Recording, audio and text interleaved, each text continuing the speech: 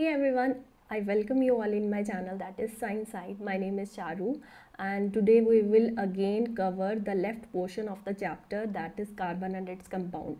थोड़ा सा बचा था लास्ट में हमारे पास कुछ केमिकल प्रॉपर्टीज़ हैं, हमारे पास सबसे इम्पॉर्टेंट कार्बन के कंपाउंड्स हैं इथेनॉल और इथेनोइक एसिड, वो कवर करेंगे और उसके बाद कवर करेंगे सोप एंड डिटर्जेंट्स, उसमें माइसेल बहुत इंपॉर्टेंट है. So let's start the video. तो सबसे पहले हमारे पास कौन है, सबसे पहले है हमारे पास केमिकल प्रॉपर्टीज़ ऑफ कार्बन. ठीक है, कार्बन वाला चैप्टर पढ़ रहे थे, वैलेंसी 4 है, ये सब बातें हम पहले कर चुके हैं. अब आता है कि किसके साथ रिएक्ट कर रहा है, किसके साथ केमिकल प्रॉपर्टीज़ अपनी शो कर रहा है. तो सबसे पहले जो रिएक्शन है दैट इज़ कंबशन. कंबशन को क्या बोलते हैं, बर्निंग. और बर्निंग के लिए सबसे इम्पॉर्टेंट चीज़ जो है वो क्या होती है, air. Air is required for the burning of anything. So carbon when react with the oxygen, क्योंकि एयर में ऑक्सीजन है तो जब भी ये बर्न करेगा कार्बन किस में होता है, जैसे कोल में प्रेजेंट है ना. जब भी ये बर्न करेगा इन प्रेजेंस ऑफ ऑक्सीजन तो क्या रिलीज करेगा, कार्बन डाइऑक्साइड और water and lot of heat is release. For example first reaction यहाँ पे लिखी हुई है, कार्बन यानी सी आपका लिखा है प्लस ऑक्सीजन आपका लिखा है, it release carbon dioxide plus lot of heat. ठीक है, और अगर आप मीथेन के साथ जो नेचुरल गैस है हमारी, जो बायोगैस है, this is a biogas methane which is present in LPG, इसमें भी प्रेजेंट होता है ना, लिक्विडिफाइड पेट्रोलियम गैस. जब भी मीथेन को हम ऑक्सीजन की प्रेजेंस में हम बर्न करते हैं या इसका कंबशन करते हैं तो आपको क्या रिलीज होता है, कार्बन डाइऑक्साइड और water and lot of heat is released. Again, when ethyl alcohol, this is ethyl alcohol or ethanol, when it is heated in presence of combustion is done in the presence of oxygen, तो फिर से carbon dioxide और water release होता है, lot of heat release होती है और light.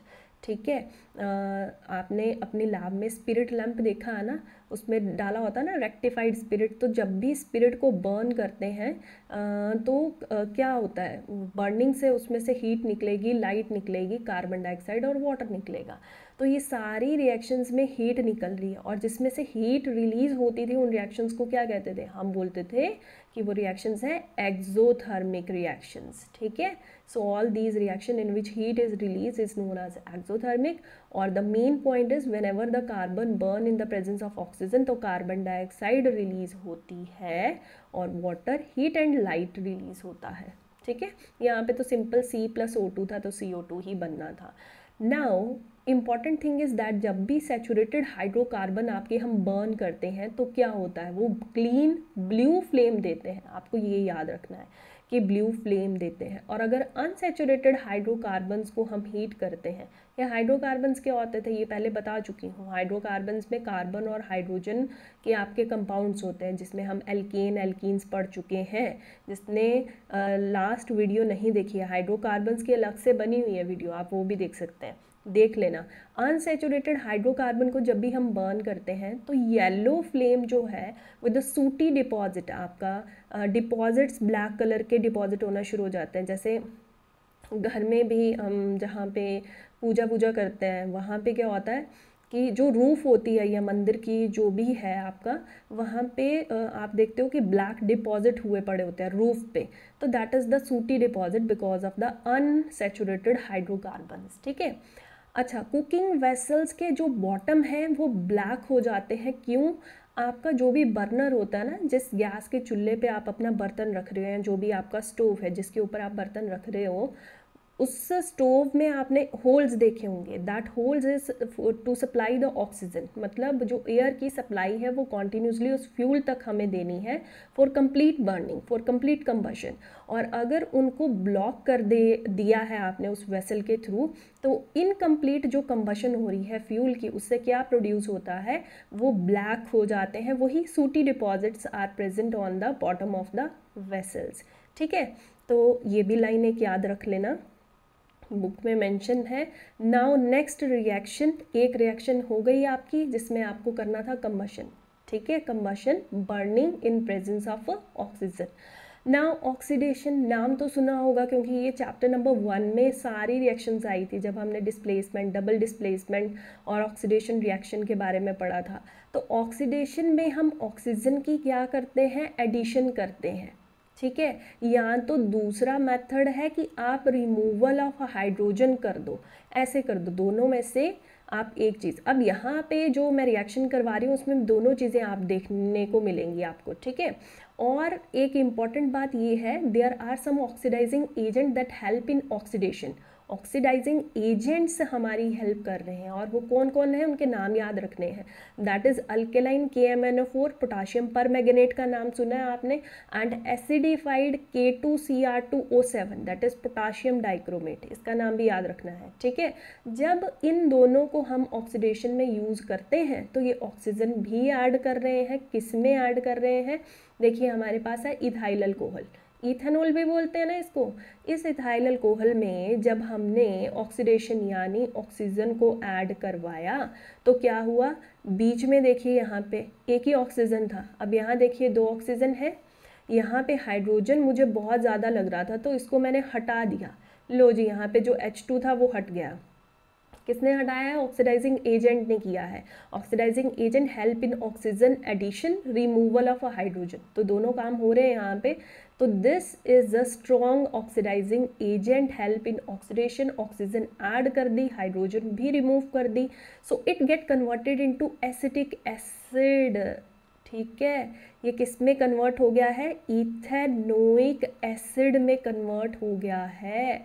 Acetic acid में, इथेनोइक एसिड क्यों, 1 और 2 कार्बन दिख रहे हैं ना, इथेनोइक एसिड है ये, एसिटिक एसिड भी इसका नाम है, तो इसमें कन्वर्ट कर सकते हैं हम। इज़ वेरी इंपॉर्टेंट रिएक्शन, बहुत इंपॉर्टेंट, ठीक है। उसके बाद है एडिशन रिएक्शन, कि किसी में हम कोई चीज़ ऐड कर दे तो वो एडिशन रिएक्शन है। किसी में ऑक्सीजन ऐड कर रहे थे तो ऑक्सीडेशन, किसी में कुछ और ऐड कर दे तो वो एडिशन रिएक्शन। अब क्या ऐड करते हैं हम, हमारे पास होते हैं अनसैचुरेटेड हाइड्रोकार्बन्स। किस में होते हैं, ऑयल्स में होते हैं अनसैचुरेटेड हाइड्रोकार्बन्स, ठीक है। यहाँ पे वेजिटेबल ऑयल की स्ट्रक्चर बनी है, that is unsaturated, double bond है मतलब अनसैचुरेशन है। लेकिन जब हम इसमें हाइड्रोजन ऐड करते हैं, this is known as hydrogenation, this is hydrogenation, hydrogen को ऐड करना। और कौन हेल्प करता है हाइड्रोजन के एडिशन में, हमारे पास कुछ कैटलिस्ट होते हैं, फॉर एग्जांपल निकल, प्लैटिनम एंड पैलेडियम, ये इनको आप यूज़ करते हो, ये यूज़ होते हैं एज अ कैटलिस्ट। अब कैटलिस्ट क्या होता है, जो रिएक्शन के रेट को यानी स्पीड को इंक्रीज करता है। अब इसने सिर्फ रिएक्शन का रेट इंक्रीज करवाना था, और निकल की हेल्प से, निकल एज अ कैटलिस्ट यूज़ कर रहे हैं हम, इस रिएक्शन के रेट को, जो हाइड्रोजन की एडिशन है उसको इंक्रीज कर दिया, रेट को इंक्रीज कर दिया। तो फटाफट से ये जो डबल बॉन्ड है इट गेट स्प्लिट, और इस तरह से हाइड्रोजन जो है बीच में ऐड हो जाता है। दोनों कार्बन्स को हाइड्रोजन मिला है, 1 और 2, दोनों हाइड्रोजन, ये 2 थे ना हाइड्रोजन, मॉलिक्यूल में 2 हाइड्रोजन के एटम है, दोनों अलग अलग से अलग अलग कार्बन पे सिचुएटेड हो गए। डबल बॉन्ड हट गया है तो क्या आ गया, सैचुरेशन आ गया, यहाँ पे सैचुरेटेड बन गया ये कंपाउंड, अनसैचुरेटेड से सैचुरेटेड बन गया है, तो इसका मतलब वेजिटेबल ऑयल से अब बन गया वेजिटेबल घी। लेकिन इंपॉर्टेंट बात यहाँ पे ये है कि वेजिटेबल ऑयल्स आर हेल्दी, ये हेल्दी होते हैं to consume as compare to the saturated, ठीक है, दीज आर हेल्दी।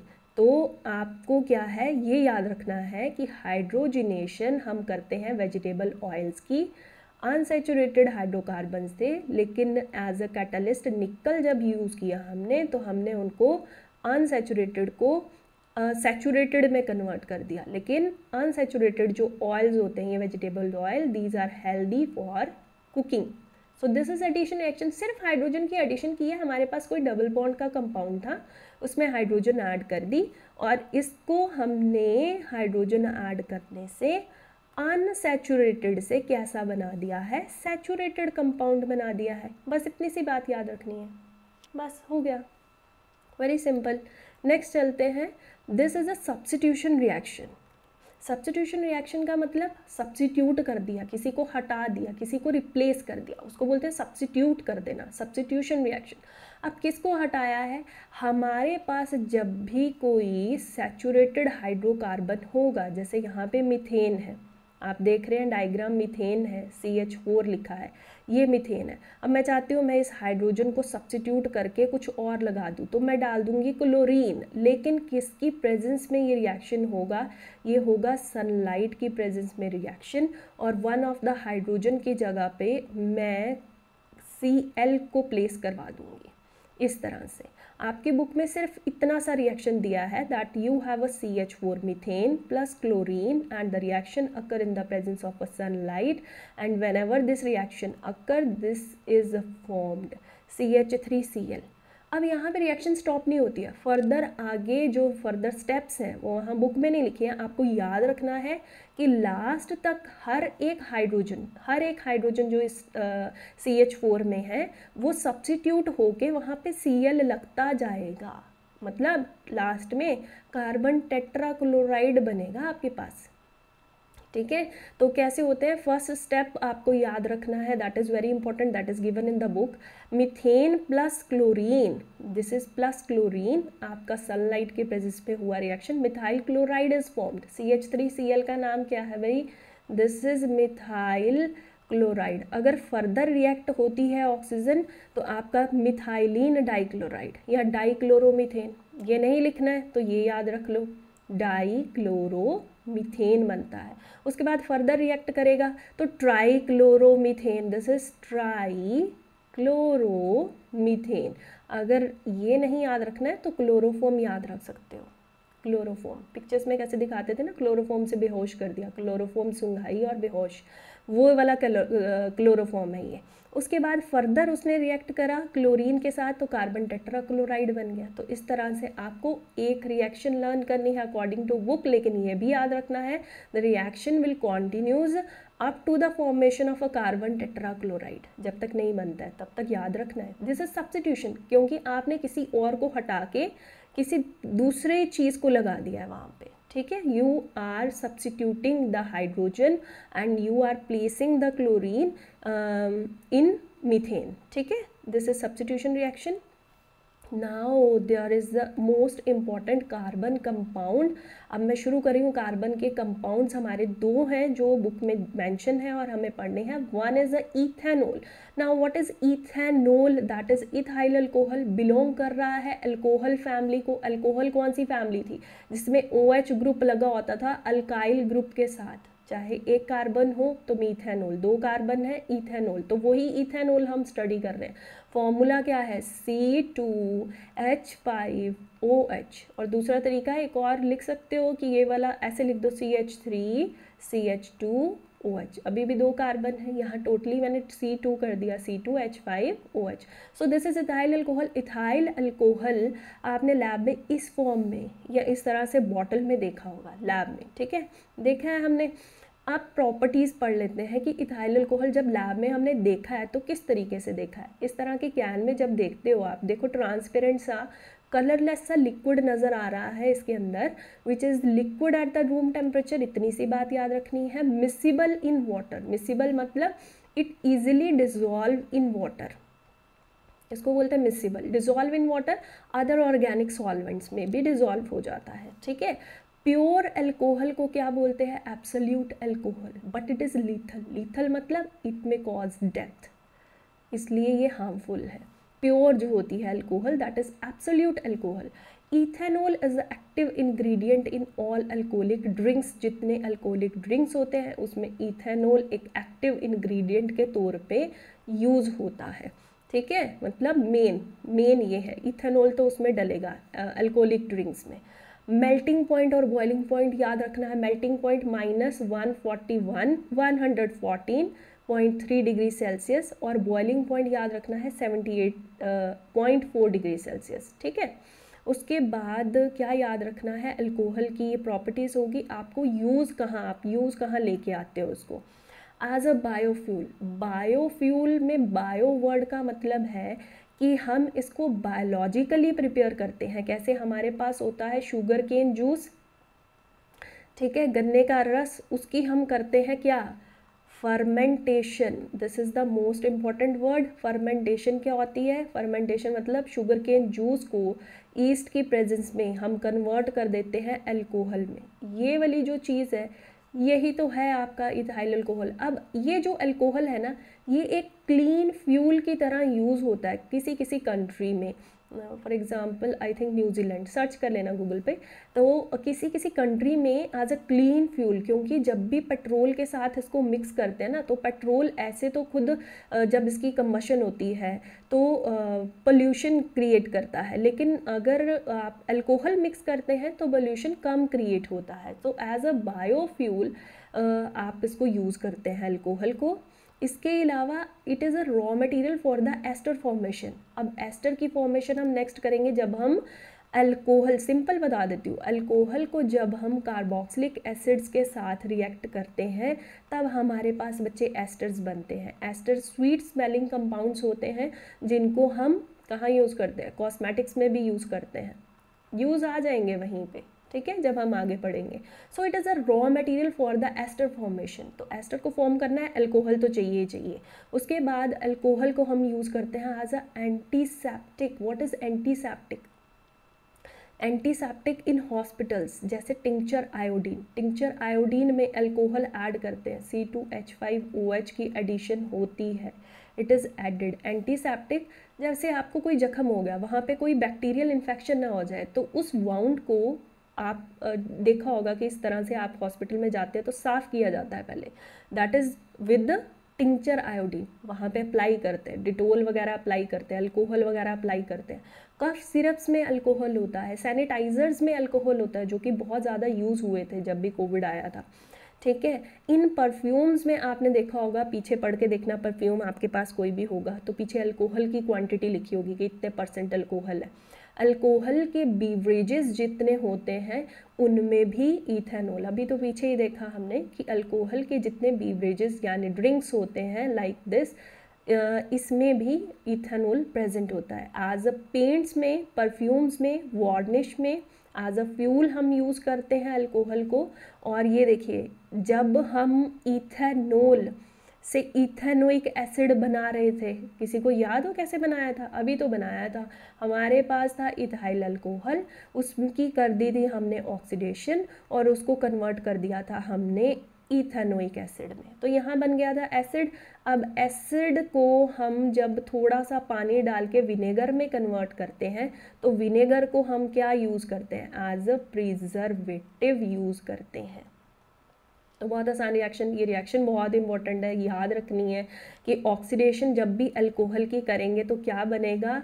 इसमें बनेगा आपका एसिटिक एसिड, ठीक है। और एसिटिक एसिड को हम विनेगर के तौर पे प्रिजर्वेटिव की तरह यूज़ करते हैं। तो यहाँ चिल्ली लिखा है, वो आपका क्या है? वो पिकल है, पिकल्स में यूज़ करते हैं आप प्रिजर्वेशन के लिए, ठीक है। तो यहाँ पे आपका इथेनॉल, अब रिएक्शंस कर लेते हैं जो कि बहुत बहुत इंपॉर्टेंट है। So the first reaction is the reaction with the sodium metal. Metals के चैप्टर में, मेटल्स एंड नॉन मेटल्स में हमने बहुत सारी रिएक्शंस करी थी। So one of the reaction is here कि जब भी मेटल अल्कोहल्स के साथ रिएक्ट होती हैं तो क्या होता है? मेटल इसके साथ रिएक्ट होगी तो आपका सोडियम अटैच हो जाएगा, लेकिन हाइड्रोजन लिबरेट हो जाएगी। मेन बात ये है कि हाइड्रोजन गैस यहाँ पे हुई लिबरेट, और अगर हाइड्रोजन लिबरेट होती है तो क्या होता है? बताइए क्या होता है? पॉप साउंड प्रोड्यूस होती है। ऐसी रिएक्शन क्या हमने पहले कहीं पढ़ी है जिसमें हाइड्रोजन इवॉल्व हुई थी? अगर किसी को याद हो, थोड़ा सा हिंट देती हूँ। जिंक के ग्रैन्यूल्स को हमने HCl में डाला था, हाइड्रोक्लोरिक एसिड में डाला था, और वहाँ पे जाके हमने देखा था कि जिंक क्लोराइड बनता है प्लस हाइड्रोजन गैस जो है वो इवॉल्व होती है ना, करा है ना। तो वहाँ पे मेटल एंड नॉन मेटल में जाके देख लेना, ये रिएक्शन हम कर चुके हैं। तो यहाँ पे फोकस करिए अभी कि सोडियम एंड अल्कोहल जब भी रिएक्ट करेंगे, सोडियम आपका इसके साथ सोडियम ईथो ऑक्साइड बना देगा, this sodium ethoxide, salt है ये, और हाइड्रोजन गैस लिबरेट होगी with the pop sound, is a very important reaction, ठीक है। Second reaction dehydration. What is dehydration? Hydra word जो है that is related to water. Dehydration का मतलब है पानी बाहर निकल रहा है। अब किससे पानी बाहर निकल रहा है? अल्कोहल से ही तो निकल रहा है। ये लिखा फॉर्मूला हमने CH3, उसके बाद क्या लिखा था? CH2H लिख देते हैं भाई, H को ही तो निकालना है तो वो तो लिखना पड़ेगा। साथ में कौन है, अल्कोहल है तो OH है। अब one of the hydrogen with OH जब बाहर निकल जाएगा, है ना, तो क्या निकला, मतलब वाटर तो निकल गया। अब वाटर निकल गया तो पीछे से क्या बचा, इसने तो OH नेगेटिव की तरह ये निकला है बॉन्ड लेके, और इसका बॉन्ड यहाँ शिफ्ट हो गया, तो इसका मतलब there is a double bond compound which is formed which is left and this is alkene. क्योंकि डबल बॉन्ड है तो एल्कीन है, ईन तो बनता है। तो यहाँ पे हुआ डिहाइड्रेशन। डिहाइड्रेशन होता किसकी प्रेजेंस में है, ये पॉइंट टिप्स पे होना चाहिए कि you should have concentrated H2SO4, आपके पास सल्फ्यूरिक एसिड होना चाहिए, वो भी कौन सा, कंसनट्रेटेड सल्फ्यूरिक एसिड, और टेम्परेचर की कंडीशन दी है दैट इज़ 443 केल्विन। जब आप इस कंडीशन में रिएक्शन करते हैं तो अल्कोहल कन्वर्ट हो जाता है एल्कीन में। This is again a very important reaction, ठीक है। तो ये आपको याद रखनी है कि आप अल्कोहल को एल्कीन में कन्वर्ट करते हो। आप अल्कोहल में जब सोडियम के साथ रिएक्शन करते हो तो सोडियम ईथर ऑक्साइड बनाते हो, साथ में हाइड्रोजन गैस लिबरेट होती है। सिर्फ दो ही तो रिएक्शन है और कितनी सिंपल है, ठीक है। नेक्स्ट चलते हैं आगे। नेक्स्ट हमारे पास आ गया हमारा फेवरेट इथेनोइक एसिड। तो इथेनोइक एसिड जो है, आपको पता है अब एसिड है तो एसिड की फैमिली से बिलोंग करता है। कौन सी फैमिली, ये हमारा है कार्बोक्सिलिक एसिड। कार्बोक्सिलिक एसिड्स क्या होते हैं, जिनके साथ COOH ग्रुप लगा हो और साथ में अल्काइल चेन हो। अब इसका दूसरा नाम है एसिटिक एसिड, इथेनोइक एसिड, और पूरा फॉर्मूला लिखना हो तो कैसे लिखूंगी, मैं लिखूंगी CH3COOH, आगे 2 कार्बन तो हो गया इथ, और ओइक एसिड तो लगाना है क्योंकि इथेन तक N के बाद E को रिप्लेस करते हो हम ओइक एसिड लगा देते हैं, अगर याद हो, नहीं तो देखो वीडियोस, ठीक है। वीक एसिड है ये। क्यों वीक एसिड है, ये स्ट्रॉन्ग क्यों नहीं है सल्फ्यूरिक एसिड की तरह, हाइड्रोक्लोरिक एसिड की तरह, क्यों नहीं है ये वीक एसिड, इसलिए है क्योंकि ये वाटर के साथ जब मिक्स करते हैं ना पार्शली आयोनाइज्ड होता है, कंप्लीटली आयोनाइज नहीं होता उनकी तरह, ये पार्शली आयोनाइज होता है, इसलिए ये वीक एसिड है। इसका मेल्टिंग पॉइंट याद रखना है 290 केल्विन है, और फ्रीज कर जाता है विंटर्स में, क्योंकि टेम्परेचर देखिए कितना है, that is 290 kelvin, I think 17 degree Celsius, 16 point something होगा, चेक कर लेना, 17 या 16 डिग्री सेल्सियस जितना इसका डिग्री सेल्सियस में टेम्परेचर है उसके अकॉर्डिंग देखें तो विंटर्स में ये कर जाता है फ्रीज, और इसके बनते हैं बहुत सुंदर से वाइट कलर के क्रिस्टल्स, जिसकी वजह से इसको बोला जाता है कि this is glacial acetic acid. Okay, this is glacial. और अगर 5 to 8% एसिटिक एसिड को हम वाटर में ऐड कर दे तो उसको कहते हैं विनेगर, सिरका, नाम सुना होगा, दिस इज सिरका, जिसको हम पिकल्स में डालते हैं प्रिजर्वेटिव की तरह, दिस इज अ प्रिजर्वेटिव, ठीक है। जो हमारे अचार वगैरह होते हैं उनको प्रिजर्व करके रखना है लॉन्ग टाइम के लिए, सो यू आर एडिंग आपका विनेगर उसमें ऐड करते हैं। इसके अलावा देखिए पिक्चर भी लाई हूँ मैं, white vinegar. Now reaction, the most important esterification reaction, ester की फॉर्मेशन को बोलते हैं एस्टेरिफिकेशन रिएक्शन। अब एस्टेरिफिकेशन होगा किसकी वजह से, एस्टेरिफिकेशन के लिए 2 इंग्रेडिएंट मेन है। आप अपनी किचन में गए, आपको एस्टेरिफिकेशन करनी थी तो आपने 2 इंग्रेडिएंट लिए, कौन कौन से, एक लिया अल्कोहल और दूसरा लिया एसिटिक एसिड। किसकी प्रेजेंस में कर रहे हैं, कंसनट्रेटेड H2SO4। क्या किसी को याद है कंसनट्रेटेड H2SO4 क्या करता था, हाँ जी क्या करता था, वाटर की रिमूवल, यानी दिस कॉज डिहाइड्रेशन हो जाएगी। अब पानी निकलना है तो H कौन देगा, ये देगा, और OH कौन देगा, ये देगा, ये निकल गया H2O, पानी गया बाहर और बाकी सब चीज़ें आपस में जुड़ गई। ये देखिए CH3CO और O अल्कोहल का C2H5O, H तो चला गया क्योंकि हमने माइनस वाटर कर दिया इस रिएक्शन में। सो यहाँ पे मेरा जो बना है वो क्या बना है, R C double bond O O R, किसी को याद है जब हम कार्बोक्सिलिक एसिड्स पढ़ते थे तब हम फॉर्मूला लर्न करते थे C+O ये एसिड था, लेकिन H की जगह पे अगर यहाँ पे alkyl group, this is alkyl group, अगर अल्काइल ग्रुप अटैच हो जाए ना बच्चे तो उसको बोलते हैं esters. These are esters, alcohol plus carboxylic acid, इन दोनों को रिएक्ट करवाओ कंसनट्रेटेड H2SO4 के प्रेजेंस में, वाटर निकल जाएगा बाहर, बाकी दोनों चीज़ें आपस में जुड़ जाएंगी और उनको बोलेंगे हम एस्टर। तो एस्टर क्या है, एक स्वीट स्मेलिंग कंपाउंड है हमारा, और जिसको हम यूज़ करते हैं कहाँ, परफ्यूम्स में और फ्लेवरिंग एजेंट्स में। ठीक है।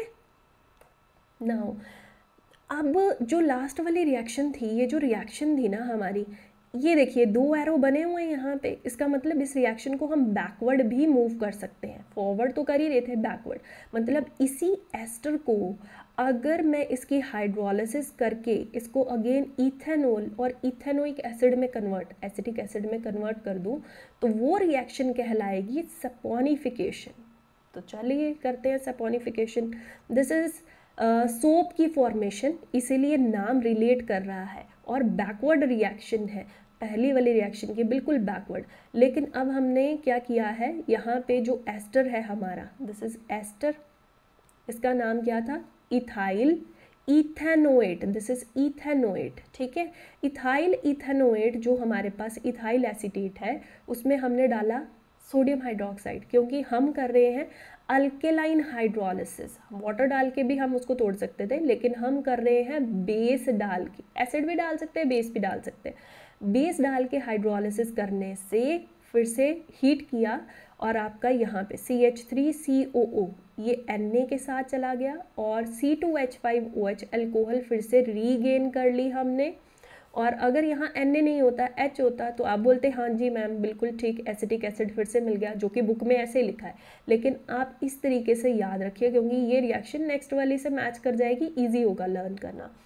NaOH जब भी सोडियम हाइड्रोक्साइड डालेंगे तो आपका सोडियम एसीटेट, ये जो सॉल्ट है ये बन जाएगा।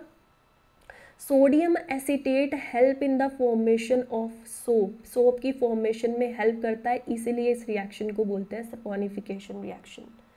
ठीक है, याद रखना है कि क्या किया हमने, उसी रिएक्शन को जो पहले लिखी थी जिसमें हमने अल्कोहल और कार्बोक्सिलिक एसिड को मिक्स करके एस्टर बनाया था, उस एस्टर की हमने हाइड्रोलिसिस कर दी इन प्रेजेंस ऑफ NaOH, और Na को हमने CH3COO के साथ जोड़ दिया है, उसको नाम दिया है हमने सोडियम एसीटेट, और दूसरी चीज़ अल्कोहल फिर से रीगेन कर ली हमने।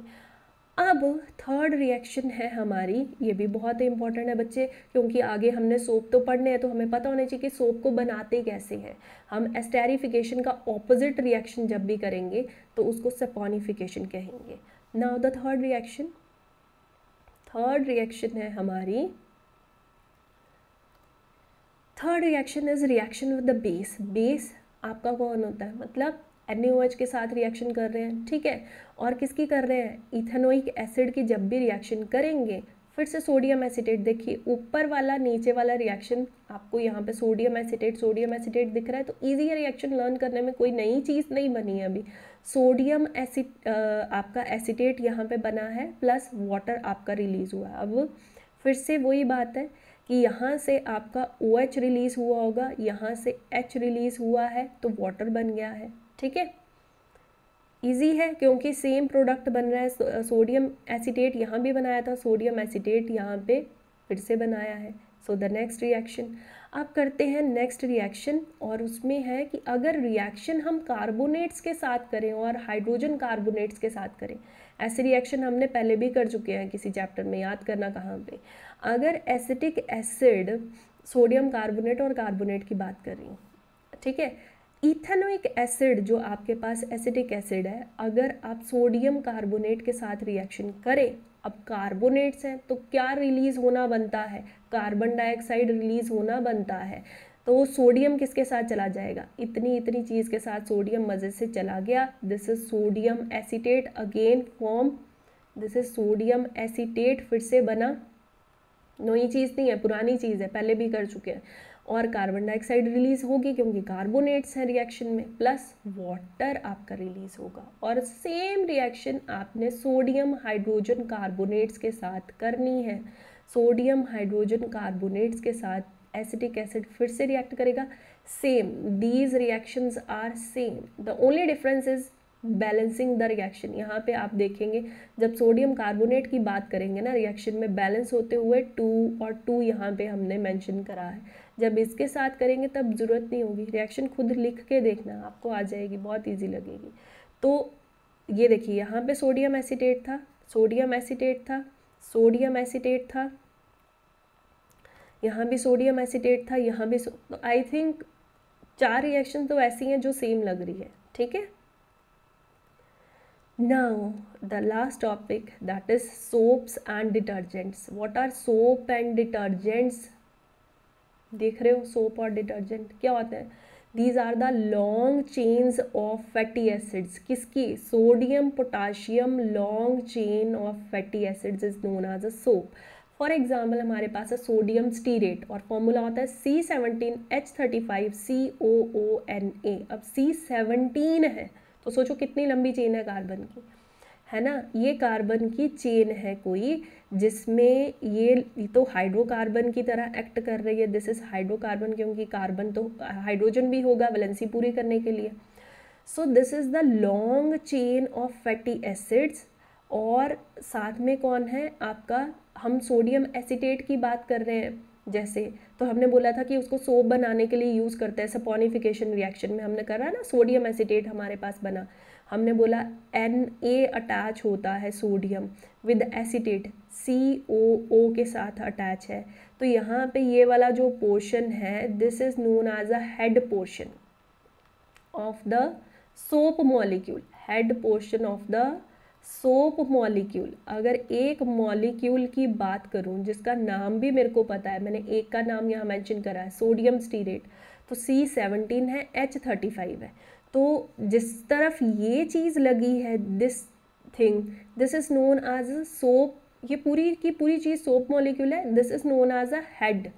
और जो पीछे हाइड्रोकार्बन की लंबी सी चेन है, this is known as a tail. अब इसमें एक स्पेशल बात है जो आपको बिल्कुल दिमाग के अंदर रख लेनी है कि ये जो हेड होता है वो हाइड्रोफिलिक होता है, ये हाइड्रोफिलिक होता है, ये जो हेड पोर्शन है दिस इज हाइड्रोफिलिक, और ये जो टेल पोर्शन है दिस इज हाइड्रोफोबिक। हाइड्रोफिलिक मतलब वाटर लविंग, क्योंकि हाइड्रा वर्ड आया है, तो हाइड्रोफिलिक कैसे याद रखना है, इसमें लिक आ तो रहा है, लव आ तो रहा है, एल आ तो रहा है, कोई भूलने वाली बात है ही नहीं। और हाइड्रोफोबिक, हम बोलते हैं ना हमें फोबिया है, हम नहीं कर सकते, ऊंचाई पे नहीं चढ़ सकते, हमें फोबिया है, फोबिया मतलब उसको डर लग रहा है। टेल को डर लगता है किससे? पानी से, इट हेट्स वाटर। और जो हेड है उसको पानी बहुत पसंद है, इट लव वाटर, तो it is known as a hydrophilic. अब अगर लिपिड्स की बात करें या ऑयल्स की बात करें या ग्रीस डर्ट की बात करें, तो ये लिपोफोबिक है, मतलब उससे डरते हैं। और ये लिपोफिलिक है, यानी ये वाला पोर्शन लिपिड्स को और फैट्स को लव करता है, लिपिड लविंग है, तो लिपोफिलिक, ठीक है। और ये लिपिड से प्यार नहीं करते, हेट करते हैं, फोबिक, फोबिया है, उनको डर लगता है, लेकिन वाटर से प्यार करते हैं। हाइड्रोफिलिक आपका हेड है और हाइड्रोफोबिक आपकी टेल है, ये वाला पोर्शन उसको डर लगता है भाई, ठीक है।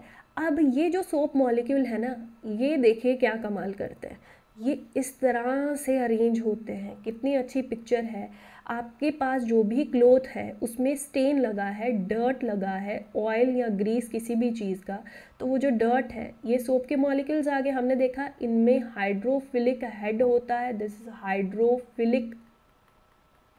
एंड जो टेल पोर्शन है वो कैसी होती है? Hydrophobic, this is hydrophobic.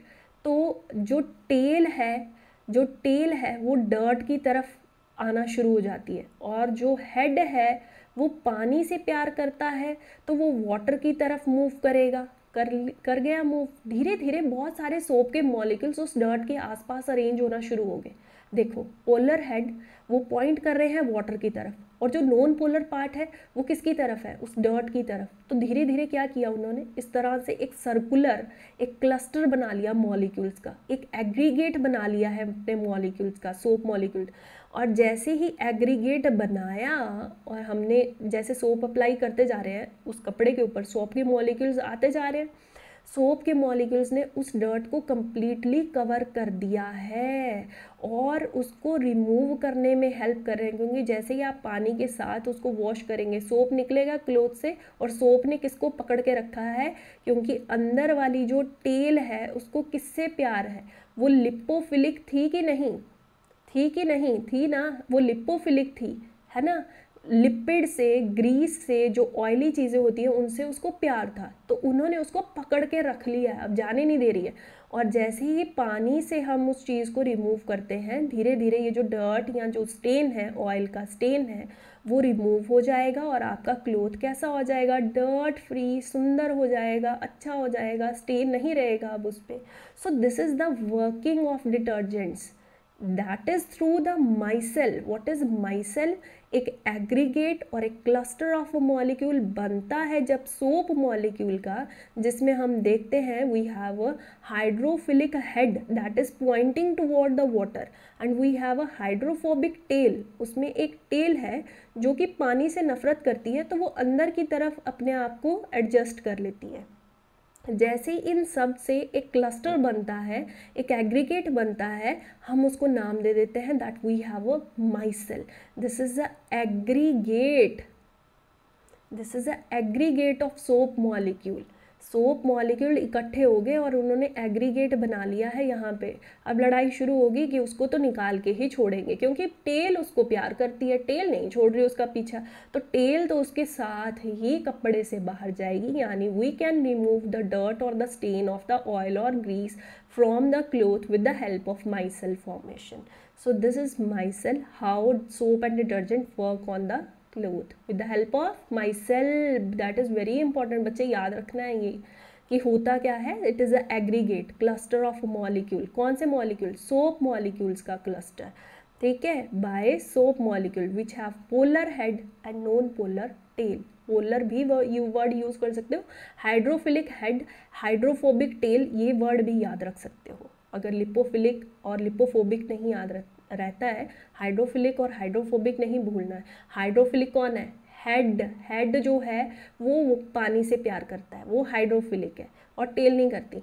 अब ये वाला जो स्ट्रक्चर है दिमाग में उल्टा मत बनाना, सीधा बनाने के लिए एक ट्रिक याद दिला रही हूँ। जैसे समझ लो कि किसी मूवी में, फॉर एग्जाम्पल वो घूमर वाली मूवी में दीपिका पादुकोण समझ लो कि यहाँ पे डांस कर रही है, और उसका ये जो घाघरा है उसमें मोती लगे हैं, बीड्स लगे हैं, वो बाहर की तरफ कितने अच्छे से घूम रहे हैं, अंदर ये सिलवटें पड़ी है उसके घाघरे की।